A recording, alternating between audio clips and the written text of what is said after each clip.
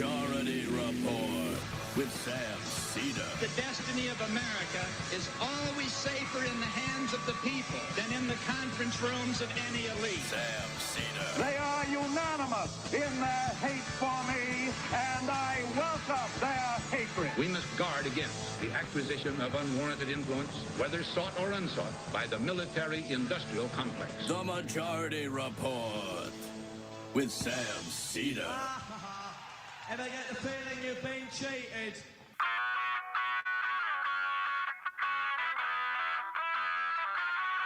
It is Thursday, July 18th, 2024. My name is Emma Vigeland, in for Sam Seder, and this is the 5-time award-winning Majority Report.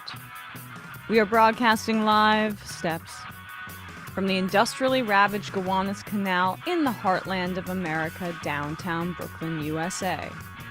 On the program today, Margaret Power, author of Solidarity Across the Americas, the Puerto Rican Nationalist Party, and Anti-imperialism. And later in the show, Erin Reed will be back with us of the Erin In The Morning SubStack to talk about the rampant transphobia at the RNC. Also on the program today, a new AP poll shows nearly 2/3 of Democrats want Biden to withdraw from the race. Emerson polling shows Trump gaining and Biden losing in every swing state, which is in keeping with basically every other poll out there. Top Democrats tell Axios that Biden could step aside as early as this weekend. His COVID diagnosis may complicate that, but pressure is at an all-time high. J.D. Vance was coronated as VP last night, touting his faux populist message, but overall ratings for the RNC fall. Labor leaders and Democrats express feelings of betrayal over Sean O'Brien's RNC speech. The FBI says the Trump shooter had been looking up images of both Biden and Trump on his phone, as well as dates for their public appearances. Jack Smith appeals pro-Trump Judge Cannon's partisan decision to dismiss Trump's classified documents case. Biden forgives another tranche of student debt for public service workers. The Israeli Knesset overwhelmingly votes to deny Palestinian statehood. So much for their two-state solution overtures. They admit it. PR for Americans, basically. Oxfam reports that Israel has cut Gaza's water supply by 94%, including deliberately destroying water facilities. Boeing's largest union voted yesterday to authorize a strike for higher wages and better conditions.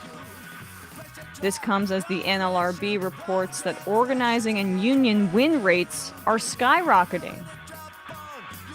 And lastly, at least 18 are dead in Texas due to hurricane-related causes, including some from the extreme heat, because tens of thousands are still without power.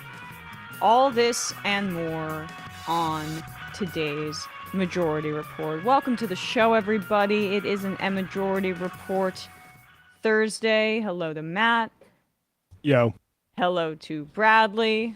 It feels like I was just here. And you were. I'm surprised you didn't sleep on the couch. You do have the longest commute of all of us now. And you're here the longest. And you're here. You're both here. The person who's you're the earliest person here, and usually the last person to leave. Yeah, if I'm not mistaken. It's my intangible it's my intangible qualities. I'm first one in, last one out. That's You are gym rat. You have the grind. I'm the scrappy slot receiver for the Patriots. Yes. Gary Payton III. Right. GP. I mean, you've got all the intangibles. For people who are not sports fans, white players are often referred to as hard workers, and black players are referred to as like, oh, they're junkyard dogs. Freaks. Yeah, they're dogs. Beast. Well, if a white guy's athletic, they refer to him as sneaky athletic. Sneaky, scrappy. He's really, one of the high football IQ. I love the way this guy gets off the bus. Right. Just some coding there. We did coverage of the RNC for like 3.5 hours last night. If people want to check that out, we'll be diving in even more into the Republican National Convention, particularly their focus on transphobia, with Erin Reed in just a minute. But guys, I mean, we're on Biden watch. I just headlined this, but Axios reported that top Democrats believe Biden could withdraw from the race as early as this weekend. I mean, knocking on wood, folks, because the polling continues to show Biden losing ground in 14 states, making swing states into states that should not be swing states, because people have deep concerns about his ability to serve another 4 years. And it's not the policies. In fact, a lot of what he's been rolling out recently are things I vehemently support, like a cap on rent increases at 5%, which was something he came out with recently, like canceling medical debt. This is some of the stuff that I would love to see be implemented. The problem is that you have to win for it to be implemented. But there is something that I do think, even if it's not directly what affected Biden's low approval ratings broadly across the country, because it seemingly is the age and really the inability for him to kind of come out and make his case effectively to the American public. But Gaza and the genocide in Gaza and his unfettered support for Israel, I think, does play a significant part. Absolutely And, depress the grassroots. well, you can see how Kamala scores much higher with younger voters, much higher than Joe Biden. I mean, she's getting TikTok trends about her coconut tree stuff right now. Like, there is some enthusiasm for her that I think people are underestimating with the young population. It's across the board because people are sick of both old presidents. There are Totally. double haters. It's not just that like our guy is the old. Everyone's sick of both old guys running the country. And that's why I do think this is, even though it's been drawn out for way too long and taking years off all of our lives, this is a crisis or an opportunity disguised as a crisis for the Democrats, because they can be the party that listens to the population that is sick of both of these old guys, as Matt puts it. And there have been reports that Kamala Harris has pushed the White House to be more sympathetic to to Palestinians. There have been reports that she might be better on this issue as it relates to Israel and Palestine, and we shall see. But in the midst of this, Israeli lawmakers passed a resolution opposing Palestinian statehood. This is the first time the Knesset has done so, but this is formalizing what we know has been their position for quite a while. Oxfam reports that water availability in Gaza has been cut off deliberately by Israel via cutting it off because they have control over their water, and also by destroying facilities by 94%. We know that people are starving to death if they're not being bombed to death. 2 days ago, Israel bombed its 6th United Nations-run school in Gaza in 10 days. And they're doing this because they recognize that the President of the United States is in turmoil right now for his political future, and they're taking advantage of it. Yes. And I think we should begin to ask the question, have they been taking advantage of him and what has been reported these past 6 months of some decline? Have they been taking advantage of him in that regard as well?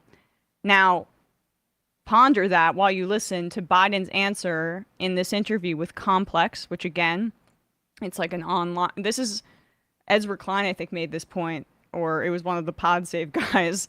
That is Ezra, yeah. That this is a demographic that Biden badly needs, young men who get their news from YouTube. And this is part of why he agreed to do this interview. And this is how it went when he was asked about his support for Israel. Your stance and support for Israel has been unwavering. During the debate, you said that we are the biggest producer of support for Israel of anyone in the world. You also said that we're providing Israel with all the weapons they need and when they need them.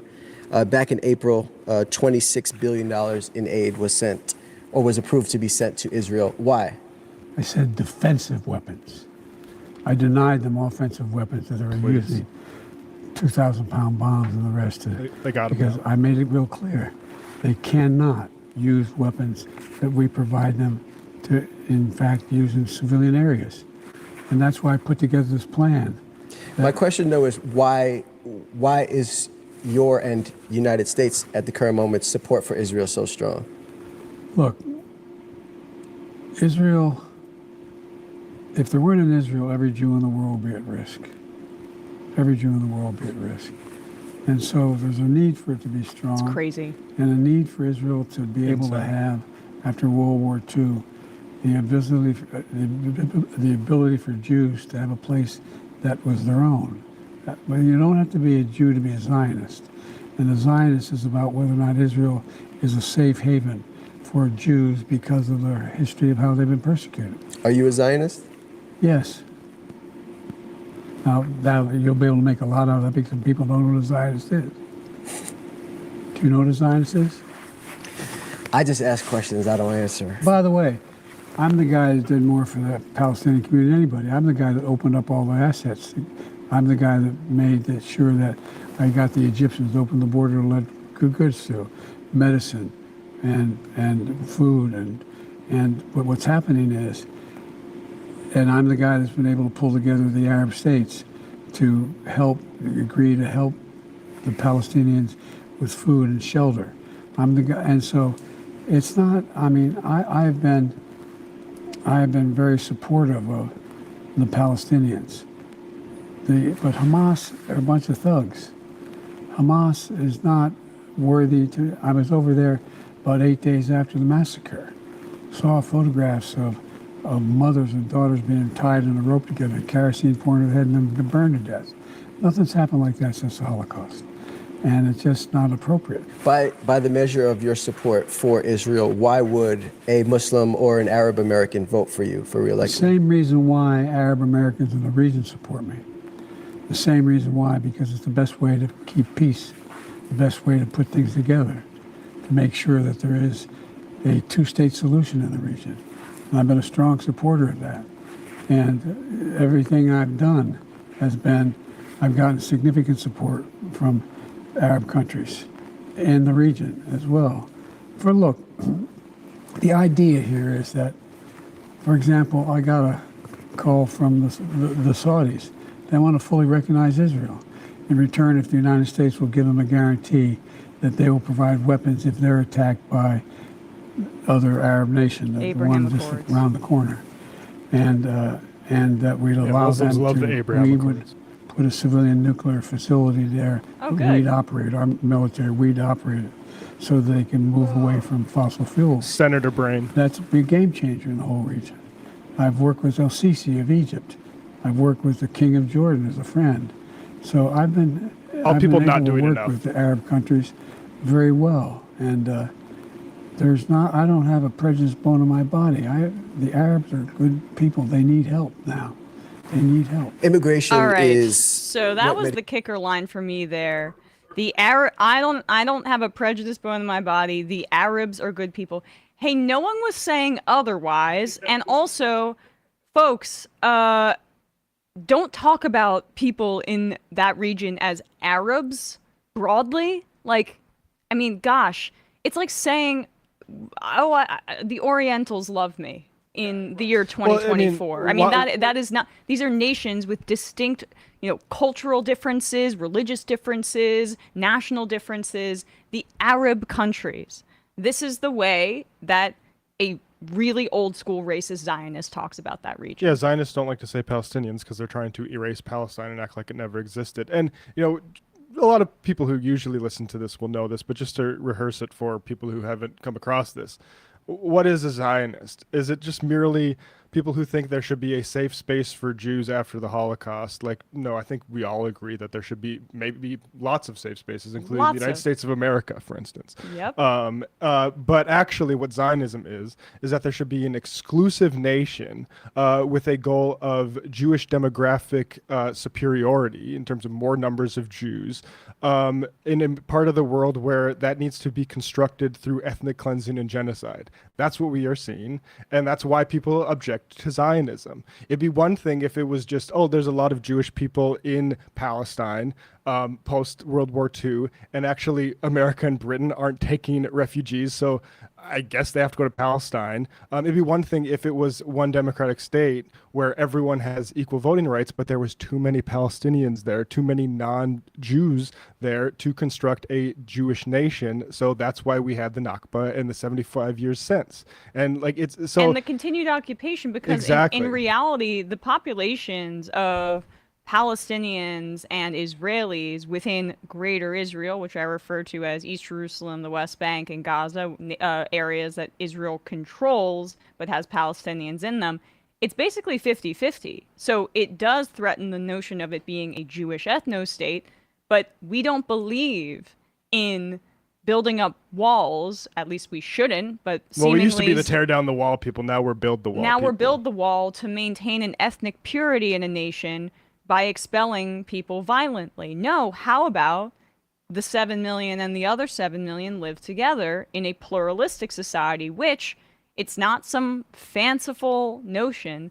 We know, and that's part of what's supposed to be, what are supposed to be American values, is that pluralistic societies where people live side by side help break down bigoted and racial barriers because there becomes more understanding. We have played Avi Shlaim, but also testimonies from settlers and other religious Israelis, including that young man on TikTok who said, I decided after a Palestinian speaker came to my class to go see where he lived, and he understood immediately why there has been this immiseration. And so the reality of the situation is that Biden's mentality, whether it be the fact that he doesn't seem to fully grasp how Netanyahu has been manipulating him this entire time, that's really my thesis on this, or just the fact that he's not in a position at this point in his life to adjust his worldview.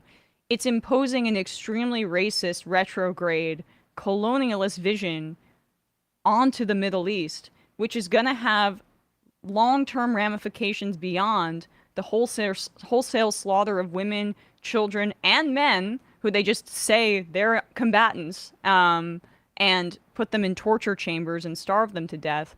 I mean, this is unfortunately his legacy, and it would behoove him to, at least for people who aren't already, you know, as steeped in this as we are, to step aside gracefully so that it's not this as a part of his legacy, and also delivering us Donald Trump with majorities in the House and the Senate and unchecked power. Yeah, that is the reality that we're facing. This is a big part of his legacy and a big part of the problem he's going to bequeath to whoever the successor of him is. Yeah, and then one more aesthetic point. This is also the problem with his campaign. I'm the guy. I'm the guy. I'm the guy. I did this. Senator brain, though. It's like, it's him saying, like, what about NATO? It's like, you've been a senator for 50 years. You don't know what normal people care about. Most Muslims aren't like, well, if Sisi says so, I guess I'm cool with it. Like, what are you talking about? No, there is an understanding that many of these anti-democratic leaders in the Middle East, which Great Britain and other colonial powers carved up for our own interests, are put in place to be clients of the United States. Collaborators. That's a better word for it. And that's why when we talk about promoting democracy, I mean, he just casually says, well, we want to give Saudi Arabia nuclear capabilities. Don't worry. There you go, Muslims in America. Don't worry, Muslims in America, but also we'll be monitoring it. This is a continuation also of a Trump era policy. And that's the thing that is just so disheartening about this all. Is Biden could have drawn a contrast, but the Abraham Accords were a Trump vision of normalizing between Saudi Arabia and Israel. And what we're giving Saudi Arabia in exchange to normalize the state, because it has our military, it's a way for us to have a military outpost in the region, is to give Saudi Arabia, run by Mohammed bin Salman in one of the most undemocratic countries in the world, give him nuclear capabilities while we talk about spreading democracy abroad. It's time for a change. It's time for a change. All right. Quick word from one of our favorite sponsors, and then we will be speaking to Margaret Power. Henson Shaving. You know what's frustrating when you shave? Whether it's like your legs or your face, you get nicks, you get cuts, you get irritation, razor burn. Well, that's why you have to meet Henson Shaving. Henson Shaving is a family-owned aerospace parts manufacturer that has made parts for the ISS and Mars rover, and now they are bringing precision engineering to your shaving experience. Razor blades are like diving boards. The longer the board, the more wobble, the more nicks, cuts, and scrapes. A bad shave is not a blade problem, it's an extension problem. By using aerospace-grade computer numerical control machines, Henson makes metal razors that extend just 0.0013 inches, which is less than the thickness of a human hair.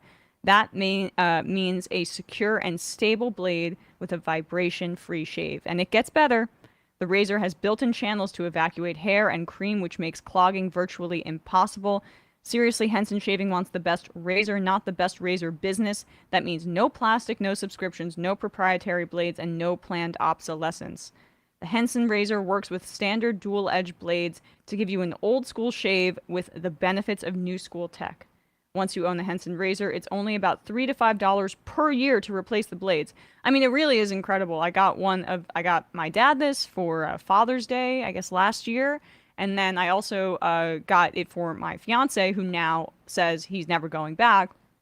So much so that we went through, like, took a carry-on through a flight, and it went into the, the TSA, and we hadn't thought about it, and they opened the bag and they took the razor away, and we were like so upset because we were like, could we just take the blade out? And they were like, no, we've had all these incidents in the past. Long story short, we ended up getting another one because he loved it so much, because they took our Henson from us. But once you get the razor, the blades, it's so cheap, so much cheaper in the long run for you.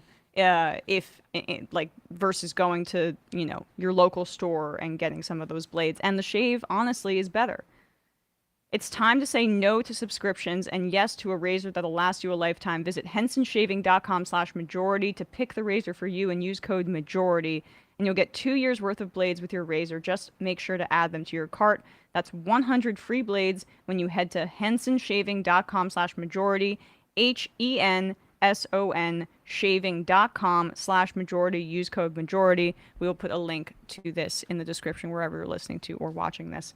All right, quick break and we'll be back with Margaret Power.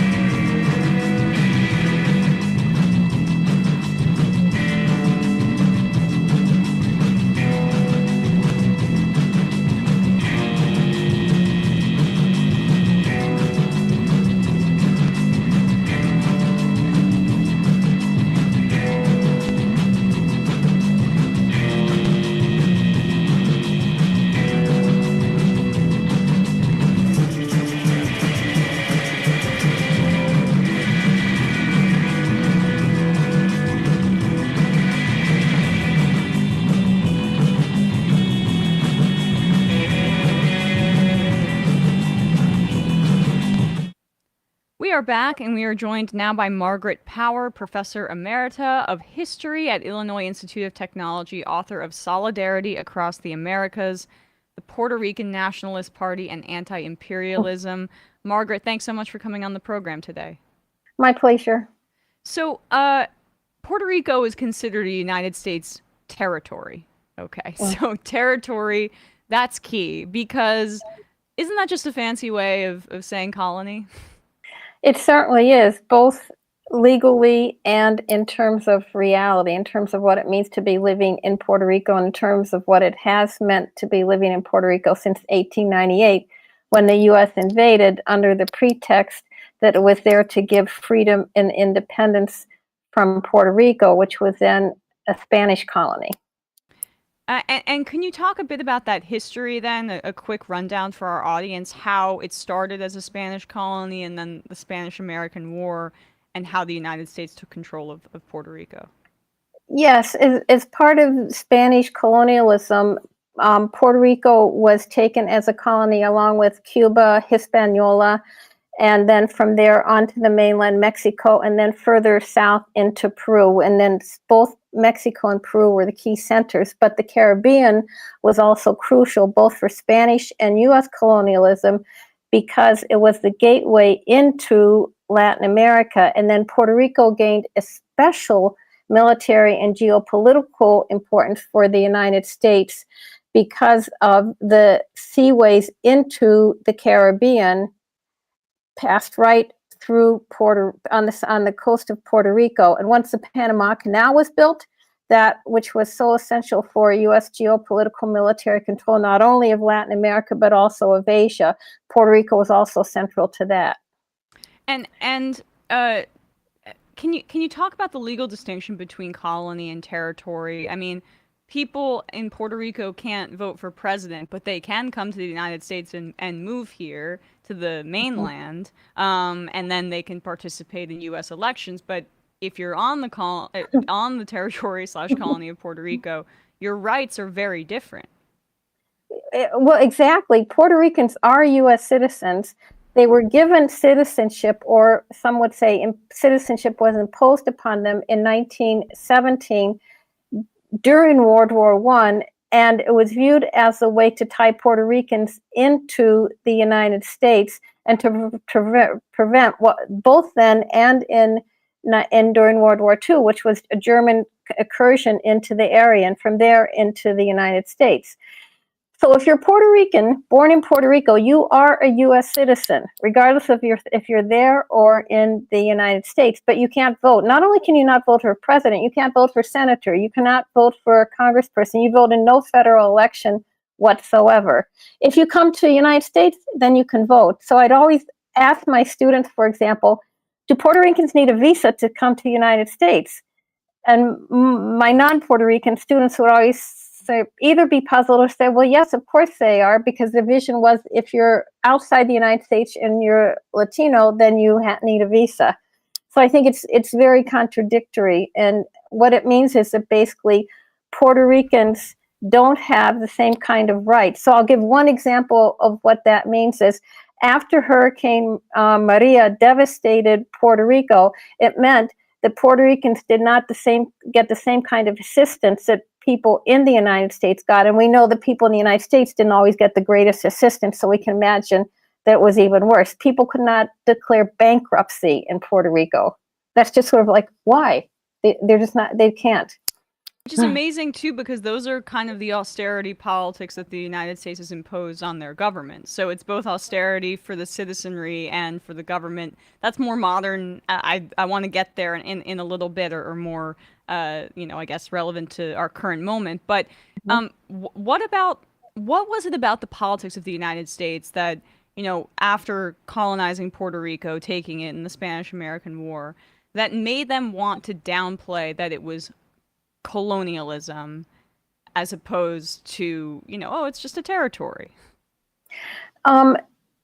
Initially, it wasn't such an issue because the United States propaganda or discourse was that, of course, Puerto Ricans should become citizens, but at this point, Puerto Ricans are basically children. There was this whole sense of infantilizing the Puerto Ricans, and they're not really ready to vote. They're not really ready to be citizens, but we're here with the whole educating and civilizing mission. So in time, some point in time, that will happen.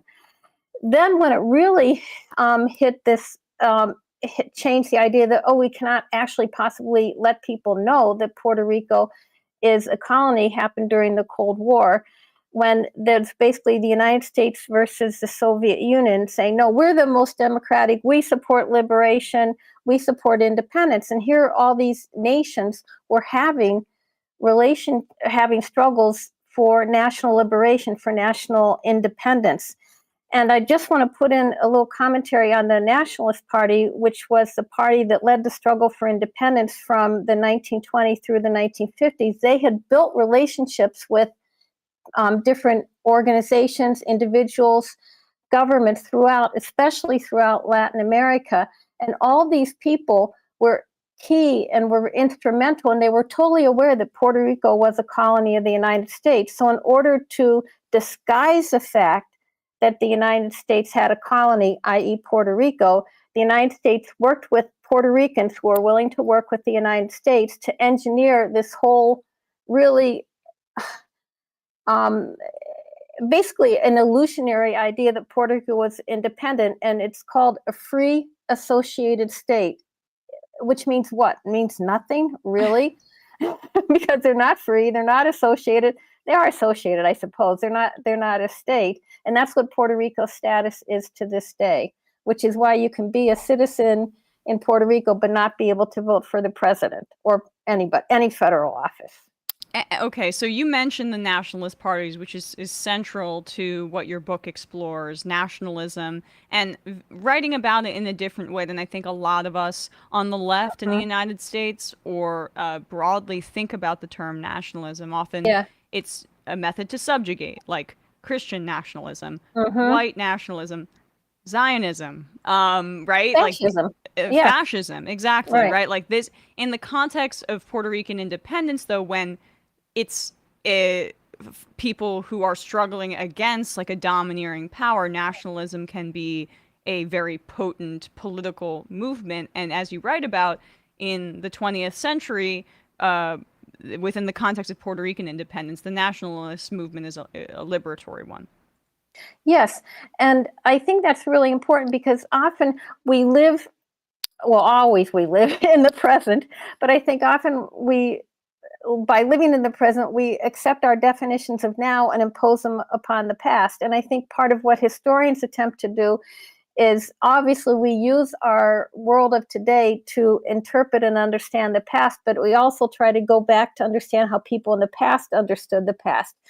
So if you think of the 20th century was really marked by anti-colonial, pro-liberation, pro-national liberation struggles throughout Asia, throughout Africa, and throughout Latin America. And for most people, colonialism was this major scourge. It was the European and the US imposition of their culture, their values, their corporations, their militaries on other peoples. It was conquest, basically writ large.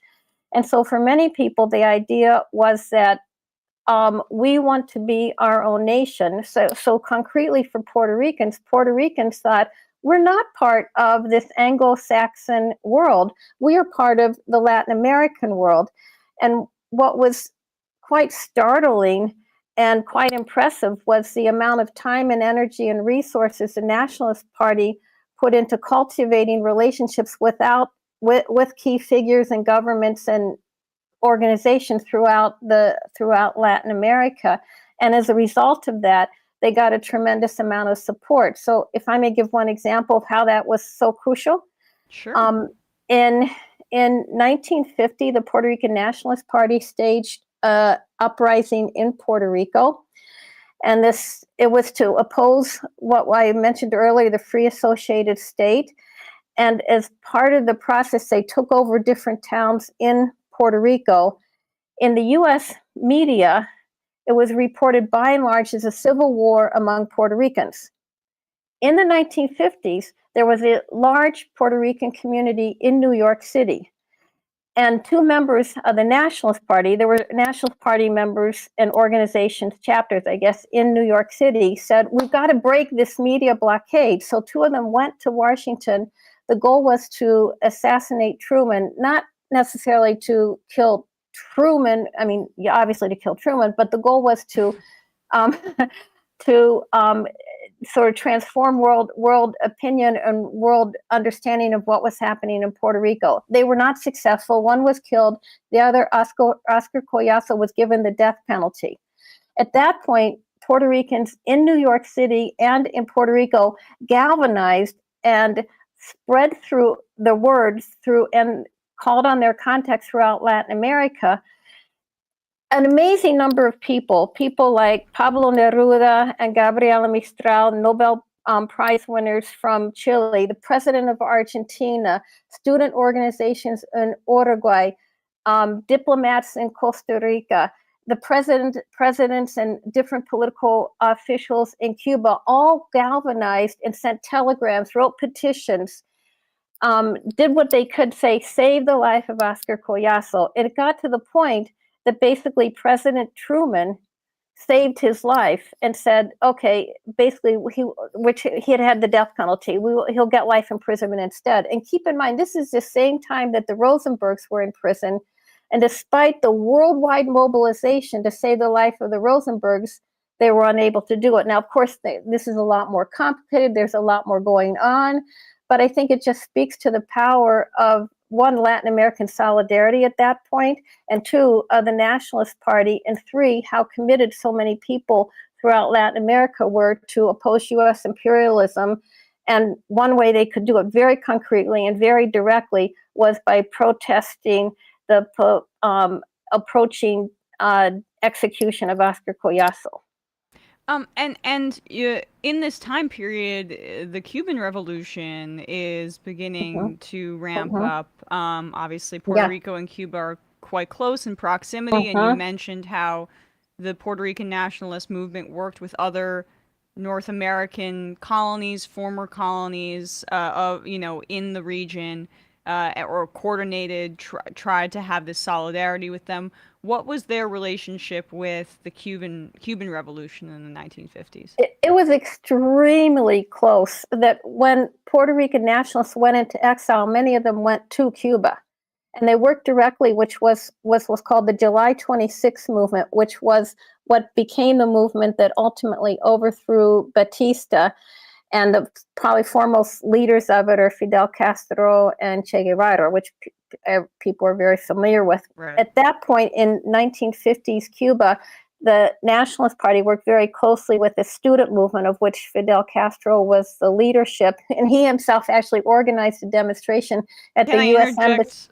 For a quick question in the middle? Were they also leftist, communists the Nationalist Party? Yes. No. Yeah. No. No. Interestingly. There were people within the party that had different political viewpoints. They were not communists. Their viewpoint, one of the main leader, Pedro Albizu Campos, said, first of all, basically, we've got to, something like, I think I'm not getting the quote exactly right, but basically build the house, meaning get independence. Then we'll decide what color to paint it. So the idea was, in order to secure independence, we have to have national unity. But they did have a program that I think possibly we would look to as sort of import substitution, how to rebuild the economy, sort of a redistribution of wealth, benefits flowing towards the workers and the peasants, but it wasn't socialist or communist. And the main reason was that the Nationalist Party, or one of the main reasons, one, many of them were very Catholic, and two, they said, we don't want to get rid of U.S. colonialism and then fall into, say, the Communist International, or sort of come under the domination of the Soviet Union. We want to be independent.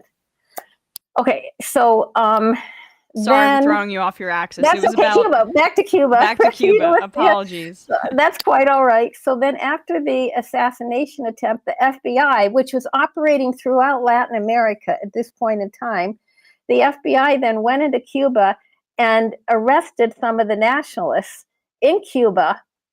And to me, this is one of my favorite stories that shows Latin American solidarity. This is in 1954. One of the nationalists was arrested, tortured. An FBI agent was standing right outside the door. Because he's Puerto Rican, he was bilingual. He could hear the English, and he could tell from the accent that the person spoke when he was talking Spanish that he was English. Because the nationalists worked with the trade union and the revolutionary student movement in Puerto Rico, they had all these contacts. He was put in jail with these people. They told, and he learned that Carlos Padilla, was about to be extradited back to the United States, where he didn't want to go. He told his cellmates. His cellmates contacted the underground outside. This is pre-revolution in Cuba. This is when Batista, the dictator, was still in power. They contacted the Guatemalan embassy. At that point in Guatemala was Jacobo Arbenz, who was the very progressive president in Guatemala that the United States CIA overthrew in 1954. So there are all these interconnections. Yes. They then contacted him, the student underground, said, get him out to us, get him to such and such a place. They smuggled him on a plane, flew him to Guatemala, and then he worked in Guatemala and met up and became very, very, very close friends with Che Guevara, who was also in Guatemala prior to the overthrow of Arbenz. After Batista came to power, he then kicked the Nationalists out. Two of them went to Mexico. In Mexico, they worked with the July 26th movement and were very, very, very close friends with Che Guevara and Fidel Castro. And so when they left to go to Cuba, when the July 26th movement left to go to Cuba, basically the then wife of Che Guevara was worked with the Puerto Rican Nationalist Party, which is such that after the Cuban Revolution, I hope this isn't too complicated, but after the Cuban Revolution, two of the nationalists went to Cuba, became Cuban citizens, and opened up the Cuban diplomatic mission in the United Nations. So there was such a close tie, which is why the Cuban government always, especially after the Cuban Revolution, did everything it could to get the nationalist political prisoners out of jail. And that kind of solidarity is, I think, inspiring for folks if they want to look at how globally we can coordinate against the rise of fascism and also fight against the colonialism that still remains and the extraction in many regions of the world. But it's also just so unique in terms of Puerto Rico's proximity both to Cuba and to its colonizing power in the United States, which I think colors this. I guess I want to fast forward a little bit to the more recent history here. Sure. How did the nationalist movement kind of fall apart a little bit, and what is its relationship to the push for statehood now, which I know has a lot of their critics within Puerto Rico? They independence versus, all right, let's just be the 51st state for the United States. Great question. So after the 1950 uprising, then in 1954, the nationalists led by Lolita Lebrón went into Congress and shot up Congress. They were then put in prison. Repression was so intense against Puerto Ricans in Puerto Rico and against Puerto Ricans throughout the United States. So it, in a sense, led to a decline in the Nationalist Party. However, the Cuban Revolution, back to Cuba again, galvanized Puerto Ricans so that from basically the late 1950s, 1960s on, the nationalist movement or the pro-independence, anti-colonial movement, then largely identified with Marxism, became a Marxist movement. And at this point, I think going again to Hurricane Maria from 2017, I think it was a pretty pivotal moment for many Puerto Ricans. So many Puerto Ricans would say, if we were a U.S. state, we would be getting better assistance. Other people would say, look what it means to be a U.S. colony. It means they basically treat us terribly. I think everybody can remember the Trump throwing paper towels at people, saying, yes. Okay. Like so he's shooting a 3-pointer or something. It was ridiculous. Yeah, it's like people have no electricity, water, food. You're throwing paper towels. As a result of that, actually, the support for independence has grown in Puerto Rico since Hurricane Maria. And there is also this sense of sort of, it's basically the middle party, the sort of status quo party has declined, and the pro-independence and the pro-statehood parties has both increased. Sort of solution, something's got to happen.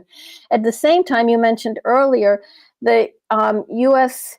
sort of hedgerow financial people have taken over the Puerto Rican economy, which means that all these people from the United States have gone in and bought up some of the best property.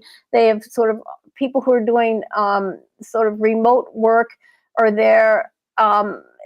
So that what it's meant is that a lot of Puerto Ricans can't afford to live in Puerto Rico, and there's been this tremendous brain drain. So all those sort of part of the some of the more educated intelligentsia professionals are leaving Puerto Rico because they can't afford to live there. And so you're having this demographic change take place. But at the same time, you're having ongoing resistance and opposition and unity among Puerto Ricans. So there's not an easy, like, things are just a clear road ahead for the independence movement, and there's not unity among the independence movement. That is also a factor that debilitates the movement. But there have been new parties, new organizations have formed, and new unity has been built around these candidates, which I think is very promising. And lastly, how did austerity post 2008 play into this? The United States imposing pretty austere policies onto Puerto Rico.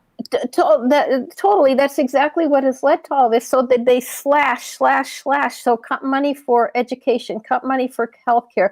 Basically, you name it, money was cut from Puerto Ricans, which is why, for example, especially doctors, the medical professionals have not been able to sustain themselves in Puerto Rico. It's not that Puerto Ricans want to leave Puerto Rico, it's that they can't afford to stay there. Same thing for education. They have imposed people on Puerto Rico to lead the education system who don't care about the schools, don't care about the education of Puerto Rican children. So there was, for example, 2017, there was this opportunity to rebuild the electrical grid, which was destroyed by the hurricane, and to build it better, meaning to build it in an ecologically more sound way. Puerto Rico is one of the places you would use solar power. It's solar power all the time, but instead they gave money to a U.S. corporation that knew nothing. Now it's a Canadian, I believe, corporation.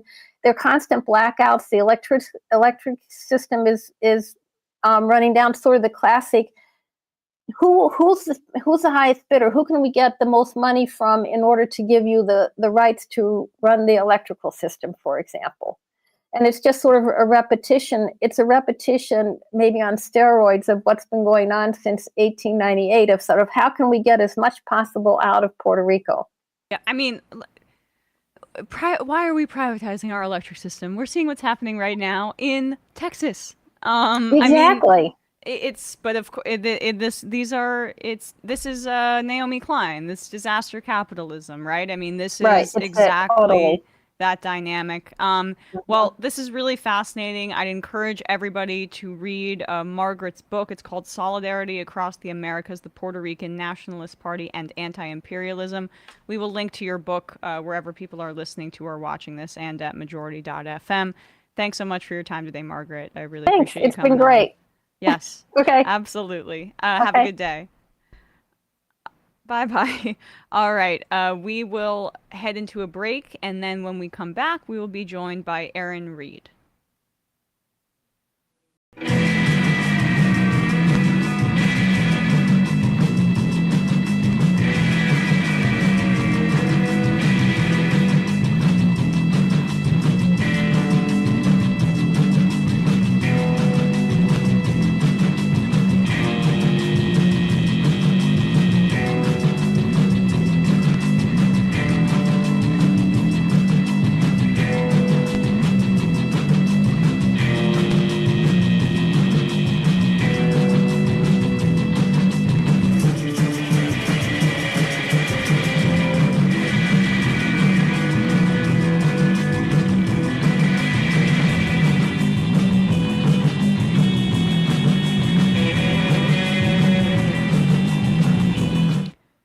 We are back, and we are joined once again by friend of the show, Erin Reed, a journalist reporting on LGBTQ plus legislation, news, all of that around the country, proprietor of the Erin In The Morning Substack, which everybody should be reading.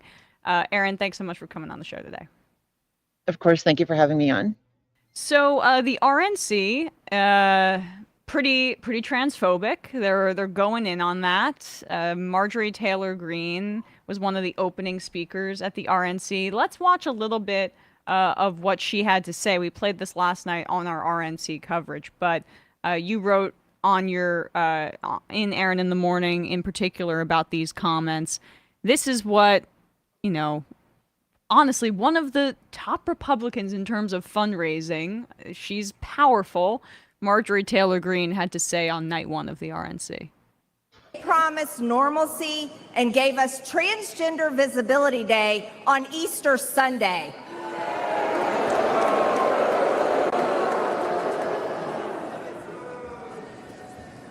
And let me state this clearly. There are only two genders.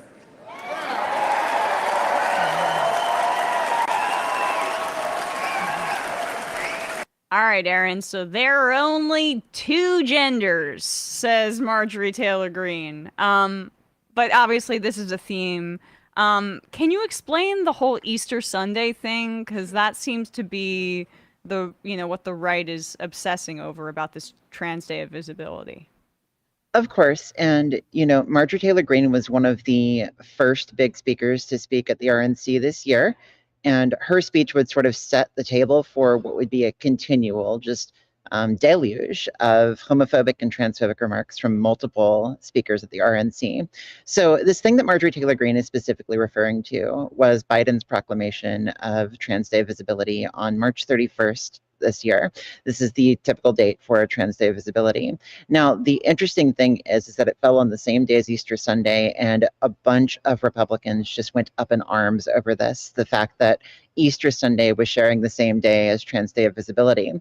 Now, the interesting thing about this is, of course, Easter Sunday is a moving holiday. It moves from date to date to date to date to date. And in fact, if you go back and you look at every single Easter Sunday that has happened since America was founded, there have been more Trans Days of Visibility on March 31st than Easter Sundays on March 31st. And so, regardless, we have a lot of just sort of kerfuffle over the fact that Easter Sunday and Trans Day of Visibility shared the same day this year. So they're very upset that there was a calendar coincidence, and apparently this is the deep state trying to push DEI on everybody or something like that. Of course, again, even though we have had Trans Day Visibility on March 31st for years now. Right. And Marjorie Taylor Greene was not the only speaker at the Republican National Convention to spout off transphobia. This is Ron Johnson. Some of his remarks here, and this was also on night one, which I think that was a part of the theme here, was hating LGBTQ plus people. This is Ron Johnson's remarks, which were reportedly the wrong speech. He didn't do the unity one that they were supposed to pivot to after the assassination attempt on Trump. But regardless, this is what he had to say. This fringe agenda includes biological males competing against girls, and the sexualization and indoctrination of our children.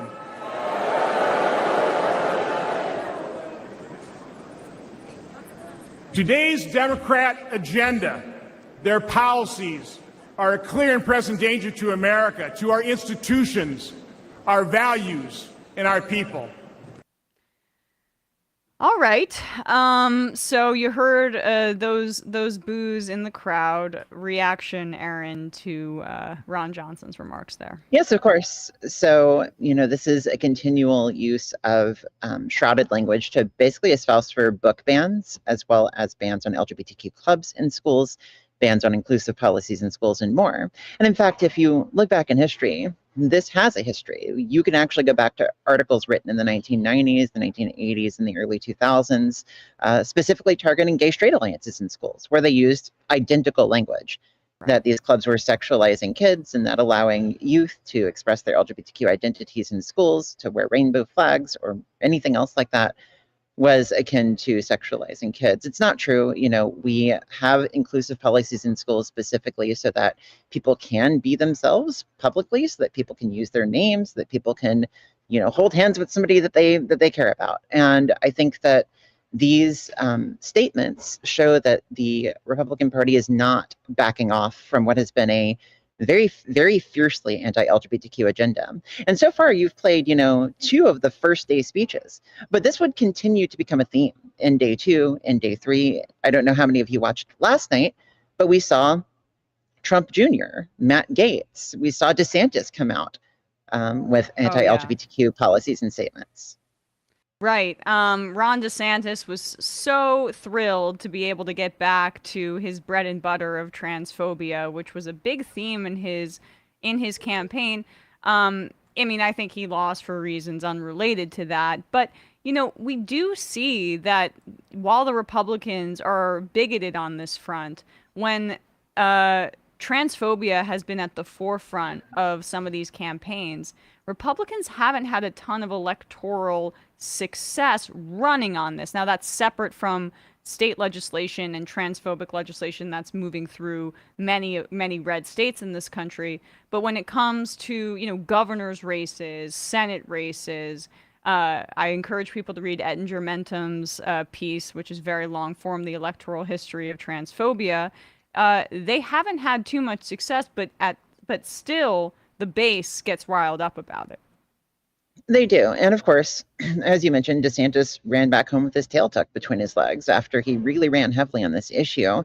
And whenever he did, the Florida Senate told him, we don't want any more of these laws. We're done. And 20 of the bills that targeted LGBTQ people this year in Florida failed in Florida. And the reason for that is because of pieces like you mentioned with the Ettinger mention piece, where we saw that 70% of Moms for Liberty and Project 1776 candidates lost their race. This was a big issue in the Virginia election. This was a big issue in the Michigan election of 2022, in Arizona. I've got actually a pretty long list of elections where this has failed. But I also want to mention that in the last 3 or 4 months, we have seen increasing indications in polling showing that the general public is really not having any of this. We saw, for instance, an LA Times NORC poll just a month ago that showed 77% of people believe that focusing on trans issues and that targeting trans people with anti-trans legislation are a distraction from other issues that people care about. And then a recent Gallup poll showed that 62% of people oppose laws banning gender-affirming care in the United States for trans youth. And so these issues are really losing salience. There aren't a lot of people that that look at this and say, this is what I want my public officials to spend their time on. Yeah. What do you make of that? Because in covering the RNC, we talked about how in 2004, Bush ran on a constitutional amendment to say that a marriage was between a man and a woman. And that was actually galvanizing. I mean, I remember at the time, it was actually the majority opinion and not there's when you poll different issues, right? It electoral salience can vary because, say, 80+% of Americans want background checks on guns or things like that, or to ban weapons of war. That polls very well, but people don't vote on that. Even when there's some, lack of understanding / bigotry in the public about trans issues, that has not directly related or translated in, actually it's hurt Republicans in many ways at the ballot box. Anti-gay stuff didn't at the time. It's almost like they're using that same playbook. Like, what's your feel for why there's that discrepancy? There's a few very interesting things to talk about here. And, I do want to point out that back in the early 2000s, if you had polled if people believed that marriage should be between a man and a woman, you would have found that around 66 to 70% of people would say, yes, they believed that. And then within about 10 years, we saw one of the biggest flips in public opinion polling in history, where people then switched their views on that. And now we say 70% of people believe that gay people should be able to get married. And whenever you look at what's happening today, I think that we don't see that salience today specifically because people remember the gay marriage fight. People remember that they changed their minds on gay people. And I think that regardless of what people believe personally over things like trans people in bathrooms, over trans youth care and more, I think that they know that maybe they don't have everything figured out. And that's what we're seeing. Regardless of what people believe personally, they don't believe that the government and that government officials should be legislating over this. And furthermore, I think people question themselves more on this now. I really think they do. I think that people are getting to know trans people in their day-to-day lives. And we are no longer the ephemeral, trans other. We are now in your families. We're your friends. We're your coworkers. We're your colleagues. And I think that we're going to see more and more of that moving forward. I think so too. I think the only thing that they were able to play on was like this almost suburban parent anxiety about like, what if I had to put my kid on puberty blockers or on hormones? And that is like, I guess, a fleeting feeling that I think maybe some parents might feel, but is that going to rile up a movement of hatred that's gonna, I don't know, carry Republicans to victory? It appears that that's not the case. Well, and you can't sustain yourself off of that either. You can't sustain a political movement off of that either, because again, in these suburban communities, their kids are bringing home trans friends. They are taking care of one another. And so the parents are learning about trans people. They're seeing trans people in their communities. And, I think about my own suburban community that I live in, and you do see trans people publicly now. And I think that over time, that does have an effect. Just exposure has an effect on how people conceptualize and include the queer and trans people in their day-to-day lives. You know who doesn't include reportedly a trans person in their day-to-day life is J.D. Vance.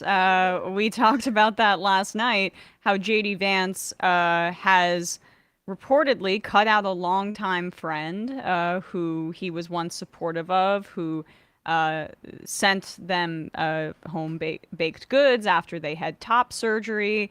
This is here Alejandro Caraballo, who is she still with Media Matters? I don't want to get the outlet wrong, but either way, J.D. Vance, Sophia Nelson. This is an excerpt from this article. Sophia Nelson, a former classmate who is transgender and was once a close friend of Mr. Vance and his wife, recalled that Mr. Vance delivered home-baked treats when they underwent top surgery, but years of friendship ended in 2021 over his support for an Arkansas bill opposing transgender care for minors. It hurt my feelings when he started saying hateful things about trans people, they said.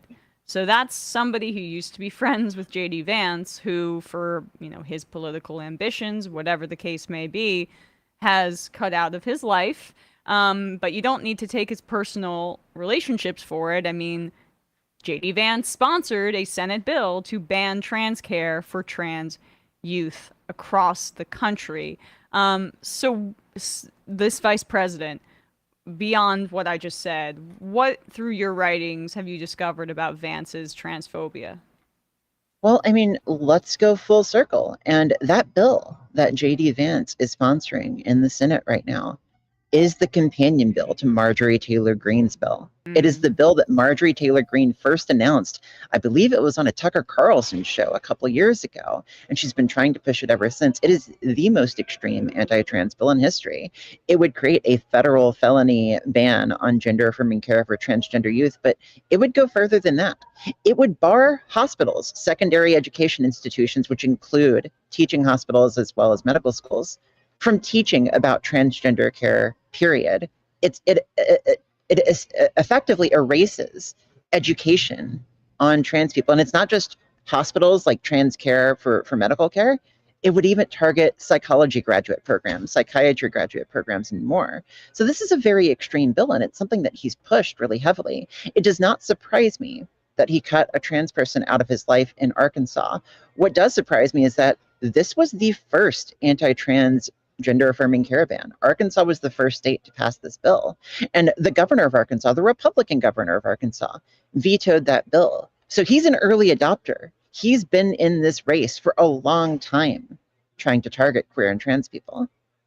And you bring up Arkansas here, just to zoom out slightly. I know that on your newsletter, you've been tracking anti-trans legislation and efforts in this election cycle in 2024.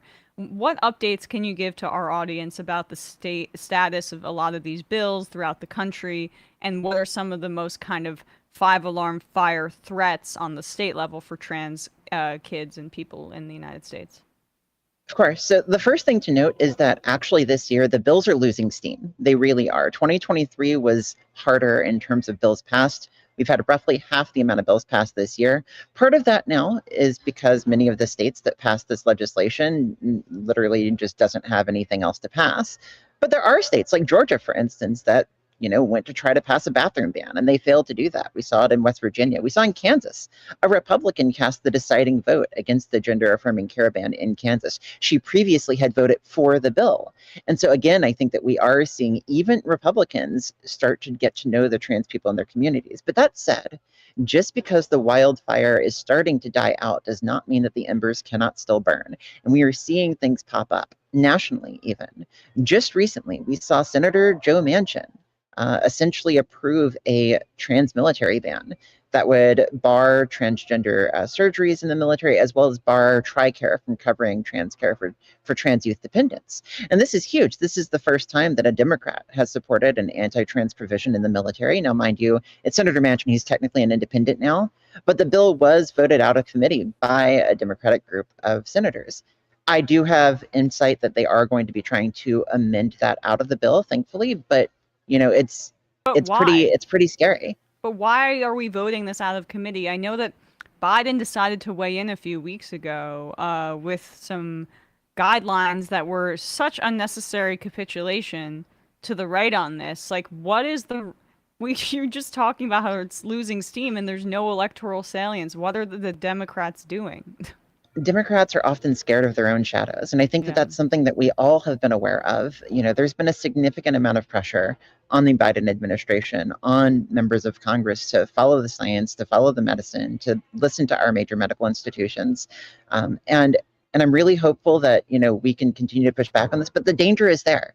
We saw in the United Kingdom, for instance, the Labour Party came out fully endorsing anti-trans policies. And so it is essential that we do not rest on our laurels and assume that those who are on our side in the past, potentially, are always going to be that way. And we also need to be aware that the Democratic Party has a history sometimes of throwing minorities under the bus for political Don't gain. ask, don't tell. I mean, Biden supported Don't Ask, Don't Tell, for example. Like, this doesn't need, right. Sorry?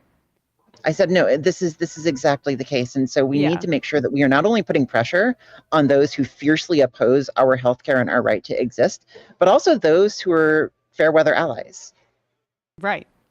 Exactly. You mentioned, and we'll wrap up here, Erin, but the UK and Labour, the Cass report that was commissioned when the Tories were still in power has come under fire. I think we've spoken about this, for a lot of medical misinformation that was kind of undergirding it. Now, what is the status of that report, and are there indications in the UK that under Labour they're going to move forward with using this report to crack down on trans care?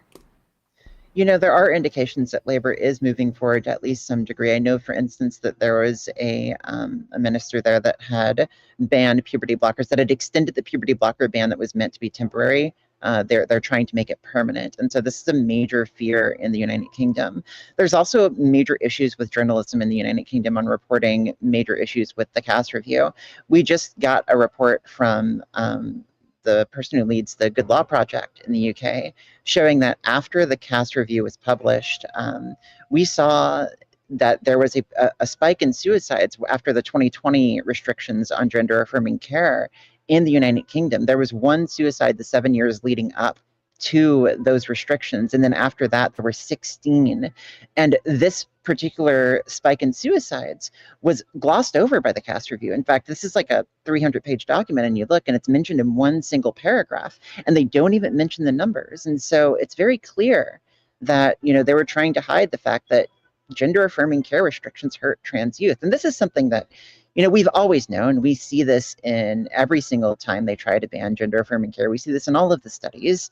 And in fact, we just recently saw in a group of academics, mainly from Yale, the Integrity Project, which is currently hosted on the Yale website, they came out with a large review, essentially rebuking the Cass review for many of the mistakes that it had made in evaluating trans care. Well, gosh. All right. Well, we'll be keeping. We gotta have you back on to talk about maybe that in particular. Once we're done with this Republican National Convention crap show. But Erin, I really appreciate you coming on today. You can find Erin's work at Erin In The Morning on Substack. We will put a link to that wherever people are listening to or watching this, and at majority.fm. Thanks so much for your time today. Amazing. Thank you so much for having me on. For sure. All right. With that, we are going to wrap up the first hour of this program and head into the fun half of this program. Which now, as the worker and as your management today, I do have to say that Sam got us out of here at 2:05 yesterday. 2:05? Because we were live we're working in the late. evening. So, folks, I'm not saying Emma's going to do that. She'll probably keep us here to, like, I don't know, 2:40 or something. But just keeping that. Do you have something to say? Me and Bradley are about to do a wildcat strike at 2:20. What's happening on Left Reckoning, traitor? Left Reckoning, Jacob Silverman, a very apropos conversation on J.D. Vance, Elon Musk, venture capitalist bros, and sort of where that class of people came from. And, you know, how we kind of like blame NPR for J.D. Vance and like the whole, you know, in 2017 having him on to be like, oh yeah, Mima said, what about racism? Like, you basically understand black people, don't you? Yeah. Also, sort of all these venture capitalists are kind of Obama's fault, because instead of, say, magicking a whole bunch of money into existence and giving it to people who are whose mortgages were underwater and who are in trouble paying rent because they lost their jobs, we magicked that same amount of money up into the air and gave it to banks so they could give it to venture capitalists so they could make Bitcoin and AI. And it's just amazing to me to take stock of, and we're all basically the same age. I mean, that's not a quibble, but the type of promise that the internet had 15 years ago and the type of things that we were promised about it. And instead what we got is commercial surveillance apparatus that's extremely powerful in, you know, determining if you want to buy headphones or something, or tracking you for security reasons, and, you know, different speculative things like crypto. So not really a whole lot of good return on that. Maybe it would have been wiser to have kept people in their houses 10 years ago. But patreon.com/leftreckoning to support us, which, you know, we could always use it.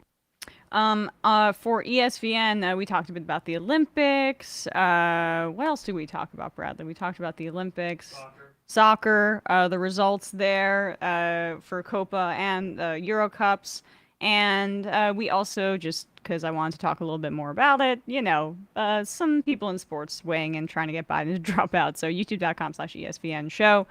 And we have our friends, Matt Binder and Brandon Sutton. Hello, friends. Hello, friends. Hello. What is happening on the discourse, Brandon? Well, we have an episode that's going to be coming out either later today or tomorrow regarding the attempt on our most orange president's life, as well as his VP pick, and, you know, just generally the constellation of violent structures that we all exist within. Okay. Well, that fun. That sounds like a great time. But and then I mean, also maybe like a mid-year movie roundup, something, you know, balance out the sweet with the savory or whatever.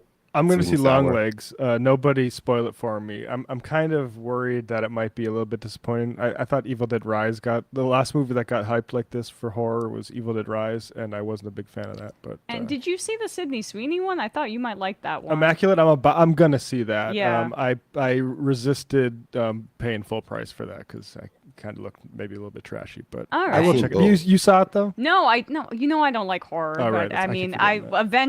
eventually I'll watch. I might Emma's watch. scared of movies. I do get scared. I don't like gore either, but No, I hate gore. Yeah, I might see Longlegs because I hear such good things. But Matt Binder, hello to you. What's happening on your many shows? You are muted, Oh, my we can't friend. hear you, You are Binder. muted. We can't hear you. We might need to go to Brandon. There we go. I first. think I Oh, figured it out. There we go. Okay, there we go. All right. All right. I don't know if you were that maybe if you were explains- talking before, you thought we were ignoring you. Apologies for that. We just couldn't I was hear about to say that explains that. Yeah. you. Yeah, you're not in the club hello. anymore. All right. Ugh. What a hard way to tell me live on air. You have me come on the show just to kick me Humiliate off. you. Yes. All right. I Yes. feel like until Biden that he's been kicked out the party. This live on air. Right. They should actually do that with him. They should invite him on a very public stage and then just break the news to him there. Yeah. But anyway, YouTube.com/Matt Last night, I went on the Letter Hacks, the show that he's one of many panel hosts of Left Past 10. And we had a discussion about all of the week's wonderful news. It was not a wonderful week, but I don't know why I used that word. It was all right. It was a very busy week. It was sarcastic wonderful. It was fine. Right, yes. Yeah. Could have been better. All right. It was a very sarcastic wonderful. Check out all of that. We will head into the fun half.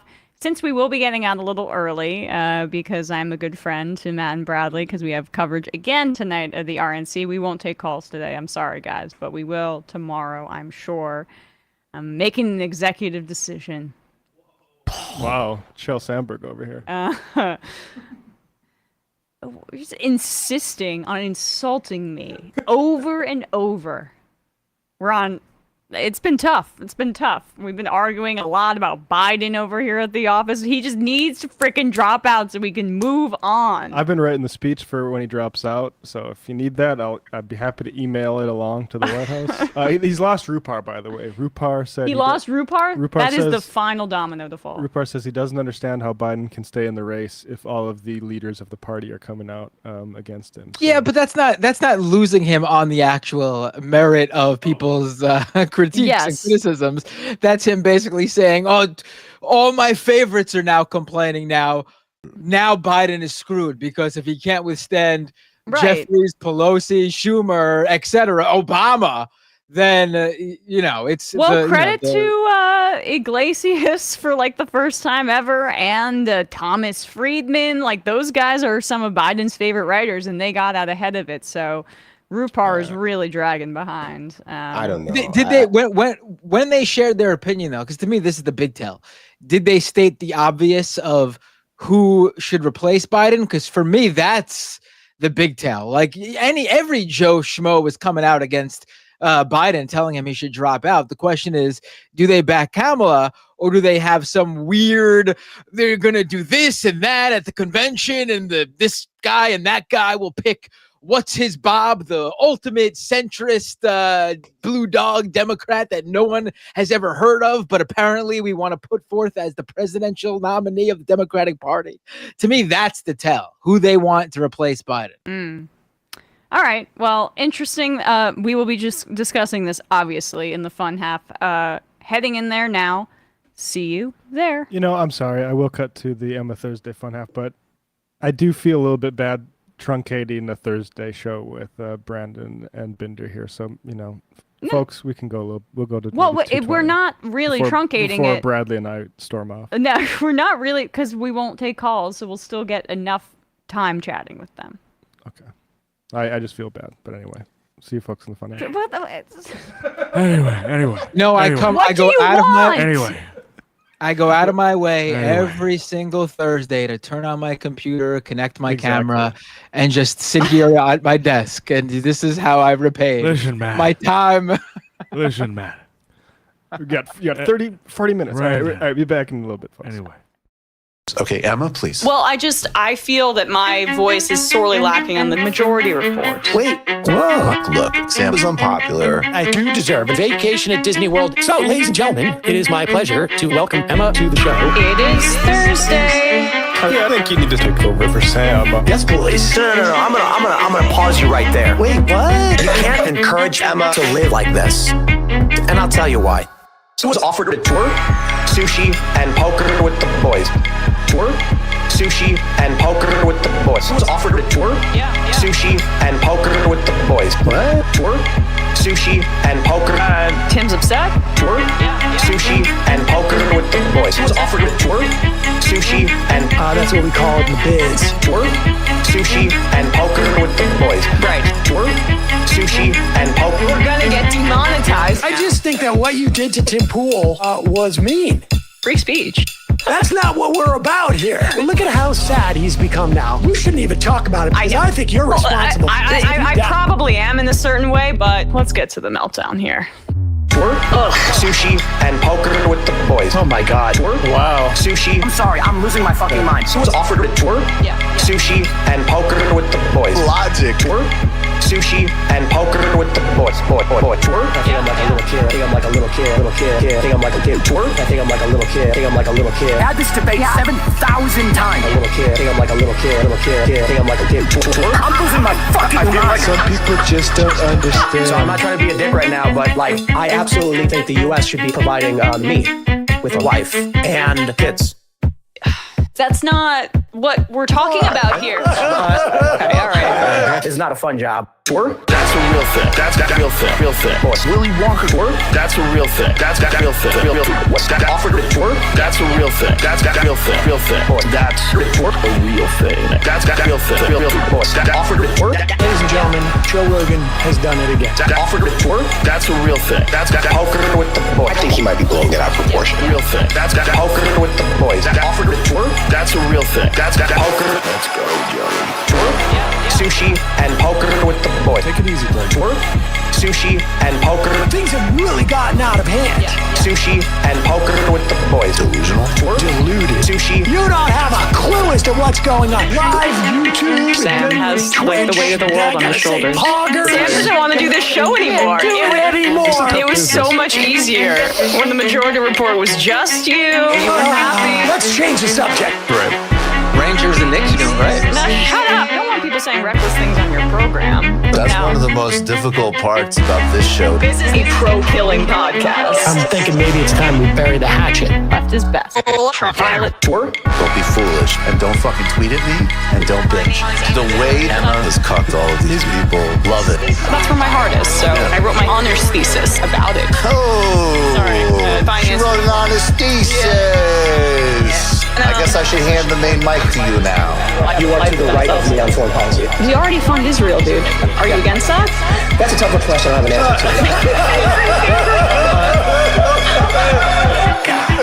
answer to. Incredible theme song. Hi, Bumbler. Emma Vigeland, absolutely one of my favorite people. Actually, not just in the game, like period. We are back, folks. It is the fun half of the Majority Report. No calls today, since we're working tonight. So we're just gonna do just clips and IMs and all that stuff. We'll start off with IMs here. Bradley Fan Club says, Joe Biden, I'm the guy who's done more to end the show by 2:05 than inaudible. This is short fun half. It's truncated. Anyway. DSA, Erin in Atlanta, Poker with Du Bois, such a banger. Could not agree more. Young boy in the womb says, Emma, I'm not telling you what to do, but if I was in your position, I would be writing up your employees for insubordination. Well, they're not my employees. We have zero hierarchy except for that Sam is the boss, and he doesn't even like doing boss things, so we just all hang out for the most part. As long as the direct deposit hits, I'm all yeah, we're all good. Vaughn from Wisconsin says, as goes Rupar, so goes the nation. I mean, the nation's already gone there.